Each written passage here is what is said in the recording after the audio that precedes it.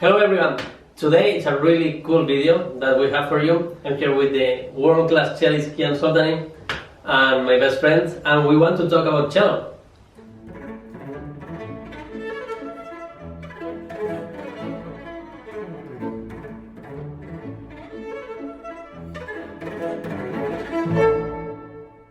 Let's talk about shifting. I remember once when we were in Kronberg with Matthew Allen.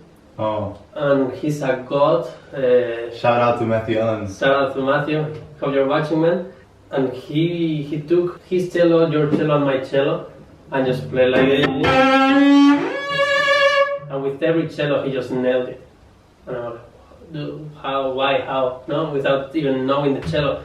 And he mentioned that when he shifts, he thinks like he goes under the thing and then goes up. So it's not like going.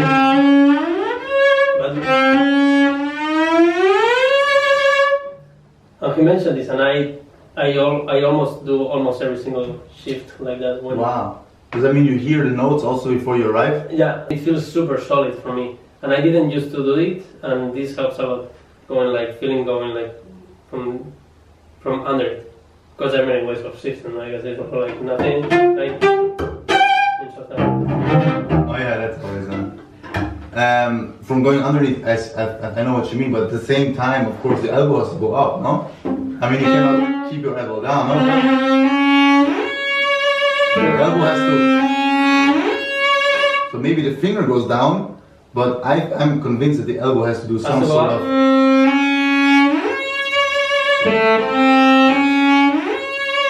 But at the same time, I'm doing what you do also, that hearing the notes and only stopping once you're actually at the C sharp, right? Uh-huh.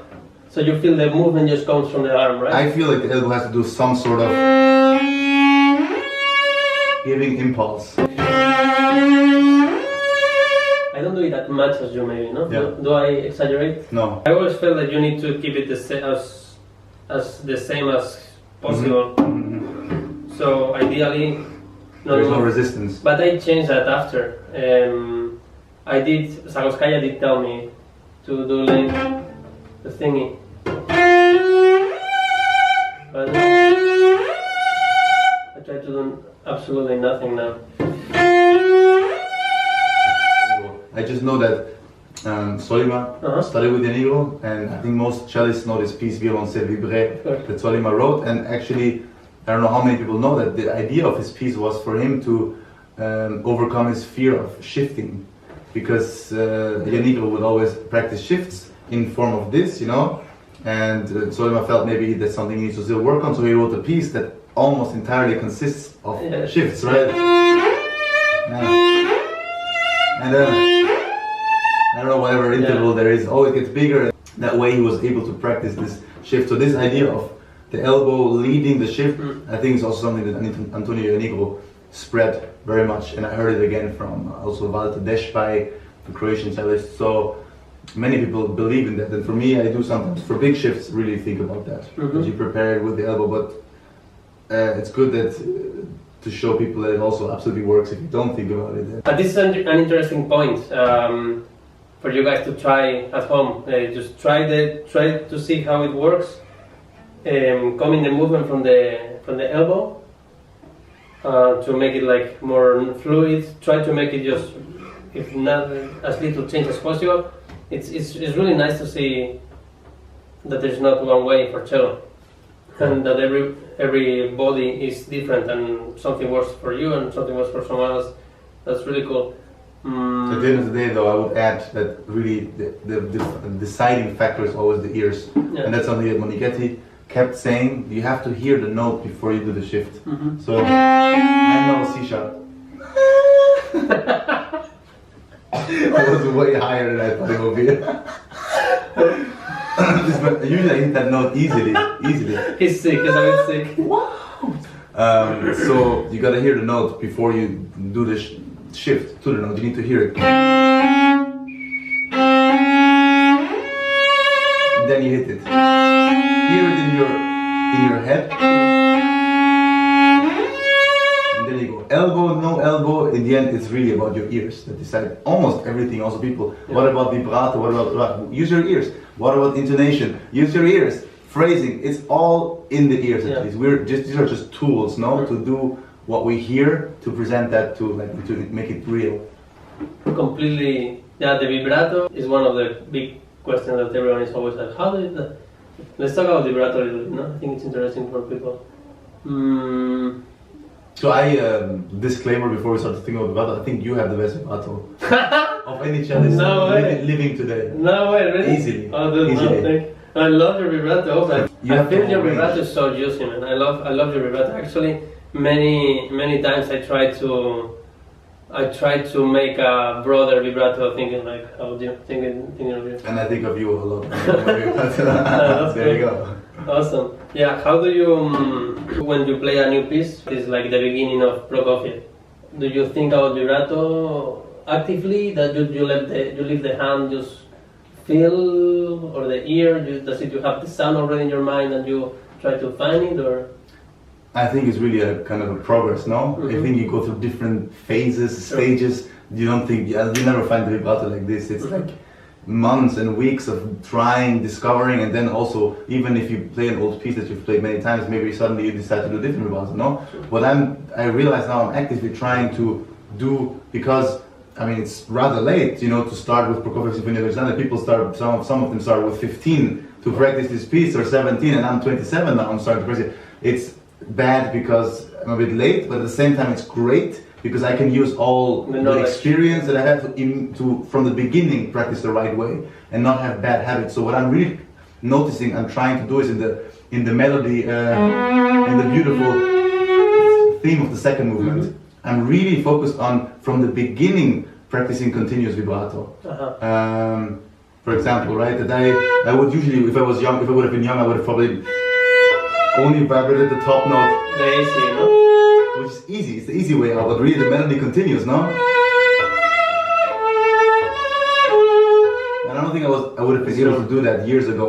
So this is something I'm not focusing from the beginning to, like, in my brain it's safe. Like, this is continuous vibrato because the phrase needs it. So yeah, this is the approach. I think you always have to go from the music first. No, what does the music need? What kind of vibrato does it need? But then it's going to change, of course, over the course of time. I don't know how you do it. No, I think it's the same process. Fingerings are so important. I think if you don't have the right fingering for your hand, no? Yeah, that fits you. That fits you. It's hard, like, yeah, sometimes we try to do the fingerings of our teachers and they don't work, and then you struggle for years. That's true. I think it's an important moment where you realize that not every fingering that's printed needs to work for everyone. Because you have to actually find things that are good for your technique, and everyone's better at something.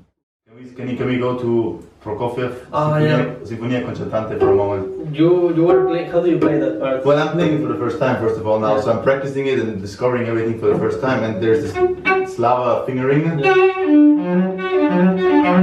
I have a feeling that this is not going to work in the concert. These strings so high up after the cadenza, and so many stretches. And how do you continue later? Play switch them. I didn't like to play so many changes of strings, so I do. The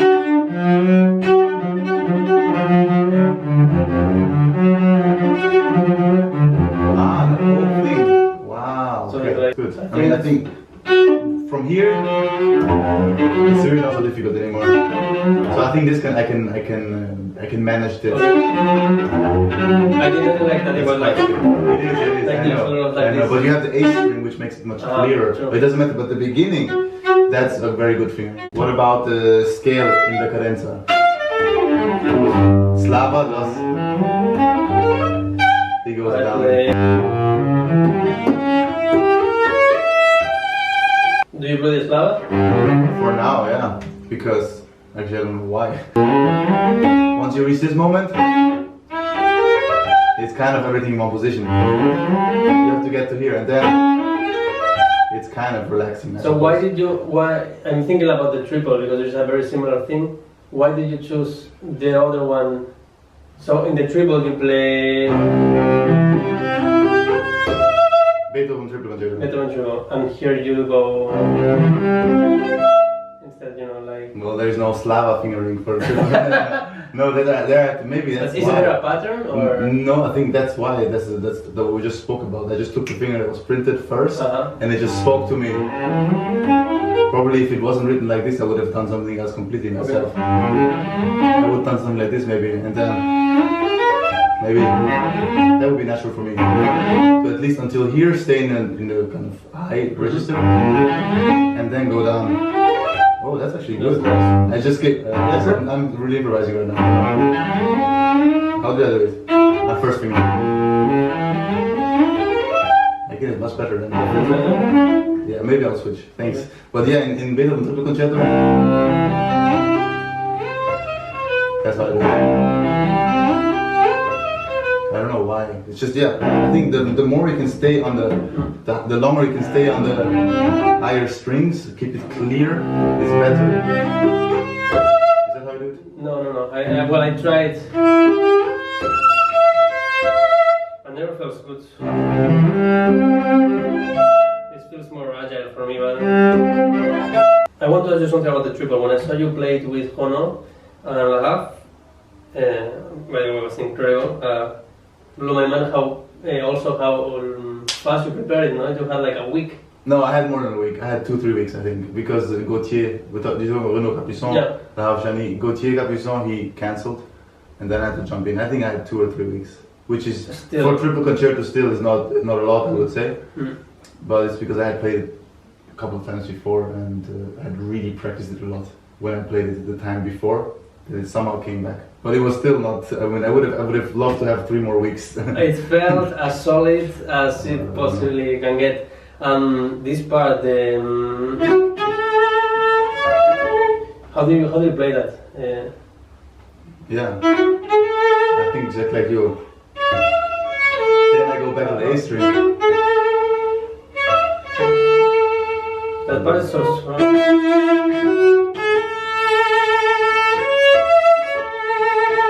That's also good. Ideally, we could do in one go like he writes, but it's hard to project now. You kind of have to be the main voice, so to make the shift unnoticeable. But I like to keep the whole melody on the A string. That's why, because it is. But what you do, it also makes sense. Why not? I think the second time it comes, I do something interesting. How does it go? It's been a while now. So that's yeah, I do 1-1. wow. And oh wow. now it doesn't work. But if I practice a bit, the thing is, once you have it, I mean not right now, but once you practice it for a bit, and you really have it, then nothing can happen in the concert anymore. Okay. This concert is so hard, man. And I changed my fingers 1,000 times with the beginning. I copied one of yours. I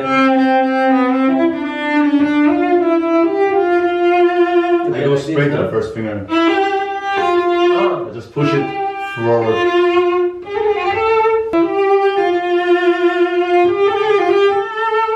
Yeah. I will copy that. That's right there. Oh, that's good. I get a lot of questions about how to play fast stuff. How do you do it? Let's break it down. Where do you feel the important things in the fingers, in the arms? Just tell me a little bit. How do you do it? I think we have the similar kind of education. I studied with Ivan Monighetti, you studied with Shahovskaya, who both studied with Rostropovich, no? So that's something Monighetti would always speak about all the time, every lesson. I mean, he was really obsessed with slow practice and then getting into fast. So let's take, I don't know, Edgar second movement. Okay. It's fast, but how to practice it really is really slowly and with a lot of contact, right? You try to have the same contact, the same weight and the same amount of bow that you use for the final tempo, for playing fast, but you just do it slowly. But same contact. Not leaving the string, and then occasionally, gradually you get faster, right? And when I mean gradually, I mean over the course of months. Of course. And not over the course of minutes. Years. Centuries. And then, actually, you should never make your bow jump. It has to On jump. purpose. Yeah, it has to jump by itself. The bow has to become automatic, basically.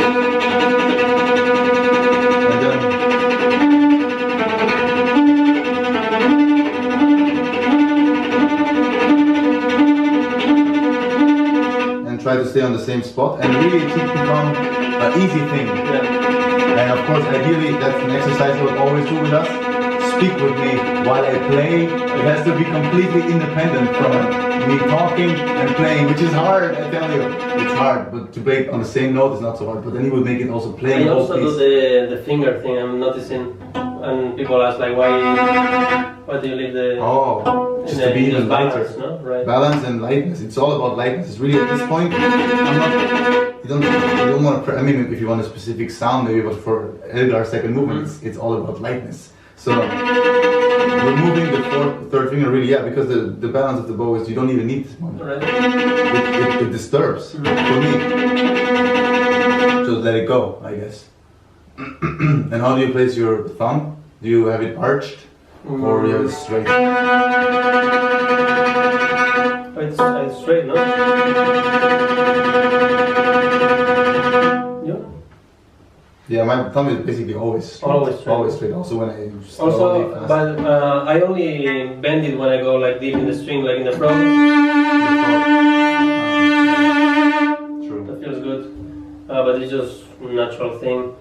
There are many people obsessed with like the thumb, no? I think it's quite a thing, like it always round, so to be always straight, like... I think there's a whole ways, right? Yeah, every single stroke should be different. It should be different. It should be also, when people ask me about the fingers, how to place, do you break them, do you like, it depends. It really, sometimes I do, sometimes I don't, right? Yeah. Depends on what kind of sound you want. You want to play like a fast... and of course, round fingers are a little bit fast, sparkly stuff, but you want to sing... It's more juicy if you make it round, but you want a fast attack or something. Really, I change it. Sometimes I put my finger like this. Sometimes I put it. It also depends from where I'm coming from. If I stretch from here, it's easier for me to do it round. Although I could also do it like this. I just let my fingers decide. Yeah. You should be versatile. You should not have only one way of putting it. Fingers, I think, should be rather flexible, no? Because every single time is a different way of approaching, no? Yeah. One of the things that I admire when I listen to you play is I feel like you're so comfortable all the time on the fingerboard. Do you like feel comfortable? Is it true? No, man. You look like you don't care if you're here or here. How do you feel? How do you? Well, that is maybe true that I try to have the same position everywhere I go. That's true.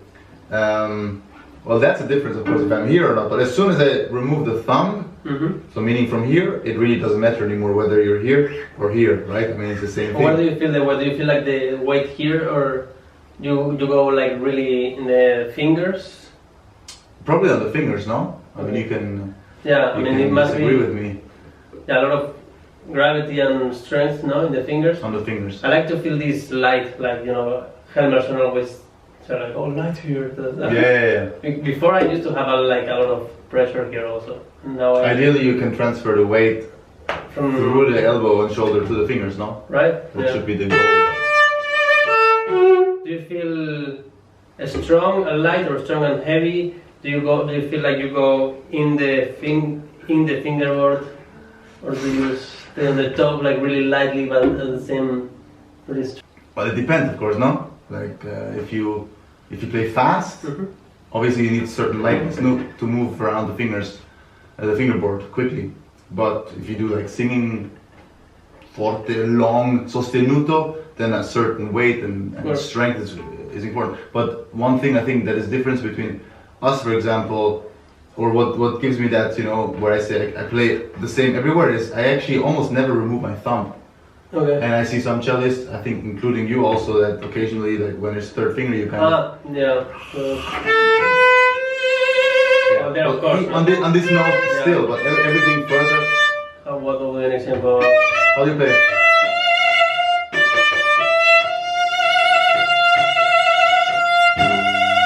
No, there I would use it, but... So you also do it? There I would do it. Okay, but let's say like if you're Isolist, he would go... he would completely remove. He has a I mean, it really depends on so many things, and I don't think there's one right way. Also, no. Of course, no. But you have to find the right way that works for you, and whatever works for your physique. So when Isalis does this, it sounds amazing. Why does he do that? I don't know why he does it, but I think it's to have some extra weight on the finger actually. Maybe that goes back. I tried so much to like imitate the sound that he did. I never get there what he did, and it makes no sense. I also don't need to get there. It's better to find your own. So I found for me the solution is the best to have this really compact hand, everything together, and then try to vibrate and ring freely. So I see that you actually do the same. It gives me courage.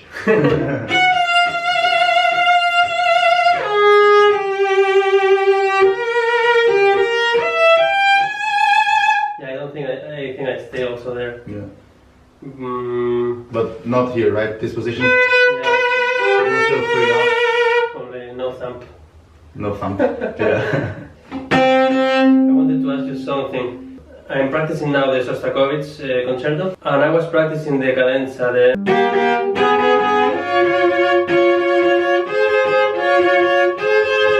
When you have like double stops, do you think of like, do you one leading note, or is it like the back? So if you like, you think of like one note, or I actually practice them always together, to be honest with you, but it helps when you listen to it. I think to pick out one note, the leading one, the top one would make sense. Okay. No? And then as you did practice, probably helps, no? And then what definitely happens is to practice with stops. No, you probably agree. Angle, stop, move, stop, move. Not perfect right now, but yeah. I think that definitely helps. No. You always think like left first, no? I guess. Left first, and then once you're in position, you come with the right. But since we're speaking about Shostakovich, you have improved my life drastically. Why? Because we lived together for I don't know 2 years, was it? Yeah. And then one day I heard you practice Shostakovich. I've been playing this concerto for a long time, and I've tried many different things. I think the first page is one of the hardest actually in the whole piece. Yeah. In the whole piece. So of course this place. What do you do? Which fingering? I mean, there's the Shostakovich fingering, right? That's what I started with. Shostakovich is, and then that's Shostakovich, which I find a bit uncomfortable. What I was doing for a while, and then I was dissatisfied. Then I had a masterclass with Walter Deshpai, great Croatian cellist and pedagogue. He told me to do.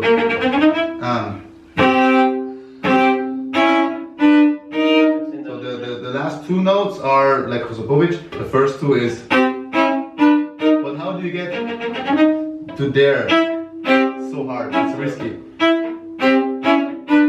So it would sometimes work, sometimes not work. And then you came up with the perfect, which I think and I'm convinced now is the best fingering. One genius. Start like Shostakovich, but then. The great thing is that you're already there for that. There's something easy about it. Yeah. Never It's so natural. And after I changed like a few times the fingers. Now I do. What do you do? I think I go full Shostakovich. Yeah. Or what is it? Yeah, exactly. And how the end? There's only one. So if I do the end, is only one option. But somehow, sometimes, I mean, it's very solid. No, I guess maybe. I like not to move also so much. It's anyway a mental. The thing is, this is the most important because if you make this, you're so confident after this that everything you do after will work anyway. If you mess up the first thing already, it's right in the beginning, no? It's right in the beginning. Right. It's the first difficult thing that comes, and it's already so difficult. So this fingering, if you're watching, is 100% Pablo. And try it out, yeah. It has made my life so much easier, and I will never. I like how fast you change positions from, like, I think that's really important, not to get accuracy and cleanness in the sound. Your changes are so. Maybe that's good, no? To even if you practice slowly, yeah. To do the shift in the speed of the actual tempo. Of course. Can you demonstrate that? I don't know, like, I was just not thinking about it, but maybe you do that and then you really go fast between positions. I'm playing slowly, of course, but I'm shifting fast. It's true. Maybe that is a good way to practice slowly, so don't get lazy. Because that's not the tempo that you're gonna shift in the end, right? It's a mistake that you see often, I think, no? In students, when you play slow, everything is slow and makes no sense because then you will never play like that. The beginning, how do you say the stroke? Yeah. It needs to be. I'm still struggling with that. Like, is it short? Is it long? Is it? It's a dot and a dash at the same time. How do you go full vibrato? Do you go no vibrato? I go no vibrato.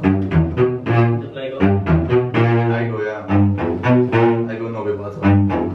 And also not to forget, it's actually piano. yeah. Right? To have the courage to really start piano is hard. It's always some kind of mezzo forte at least. But at least not full forte. fortissimo. Yeah. But it's true. It has to be at the same time dot, but at the same time, like he writes also tenuto. So what is the word? Yeah. Tenuto. Long but short. Long but short. That's That's short. exactly how it should be. I remember the first time I played it, I was shocked by how far the horns sound. I was ready to hurt. Yeah. What the hell is that? That beginning is hard. You feel very alone for a long time until the strings enter. Yeah, but it's actually really good balanced and everything, no? Much better, way better than Borsak. In terms of volume of the orchestra. Yeah. It's easier to come through, less of a struggle. Rococo is also nice. Schumann, I think, is very good. It's fantastic. Except the last movement sometimes I feel can be a problem. But yeah, you can always, which you have to do every rehearsal is to tell them, please try to keep it down, the everyday struggle. But tell me how you do that.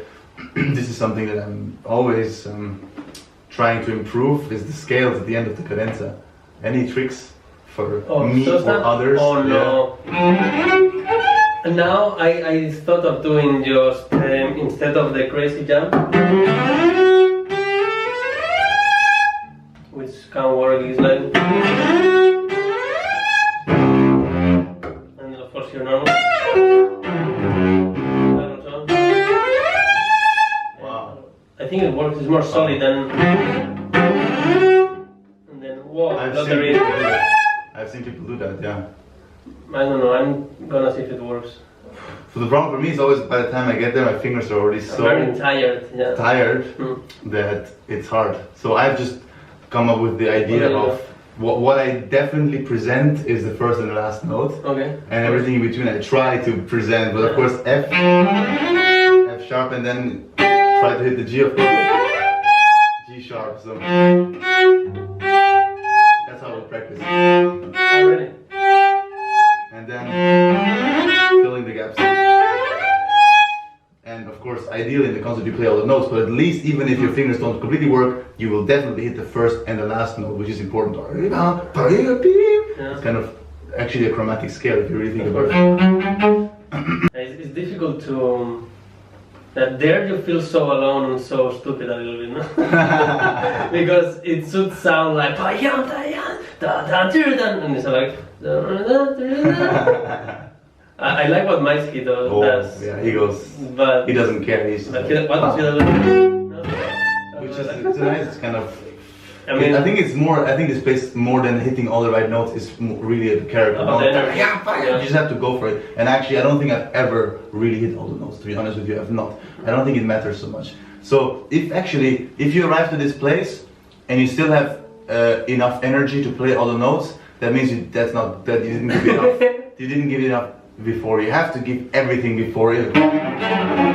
If this place you don't give everything, that means you were holding back, and you're not allowed to hold back. You have to give everything. So once you arrive here, you should be tired. If you're not tired, then you were holding back on purpose, which is not allowed. So you should be tired, and then you should play these scales like whatever happens. I think that should be the mentality here. It's written out craziness. No, it's not supposed to be. It's not some exercise. Definitely not. It's just gesture of craziness. And actually, when you play the end of the concerto, last movement, very, very end. Do you still keep the bow normally, like a normal cellist in the hand, or do you go full Slava, where at the end he just makes a fist and he just... I try to go full Slava, but I need to practice it. The transition is actually because... Yeah, otherwise you drop the bow. Yeah. I've managed the last two performances, I'm proud that I've played. You don't know Slava? I went no Slava. I always try to go no Slava. And worst case you go Slava. It's tiring, no? It's very tiring, but I managed to keep the bow in my hand. It's tough. Tough. So that's it, guys. I think that was really interesting. I love to talk with you about cello, man. One of the things that we actually do, not on camera, is like, hey, how do you do this, how do you do that? So this idea of recording ourselves, just doing that. As a matter of fact, I mean, we really did that. It was we lived together for 2 years, and it was actually, for me, I learned a lot. Just hearing you practice, I would sometimes just come in and ask you, like, how did you do that? How did you do this? So first of all, I encourage everyone to do that as well. If you hear something that is interesting, go and ask questions. Don't be afraid of asking a colleague.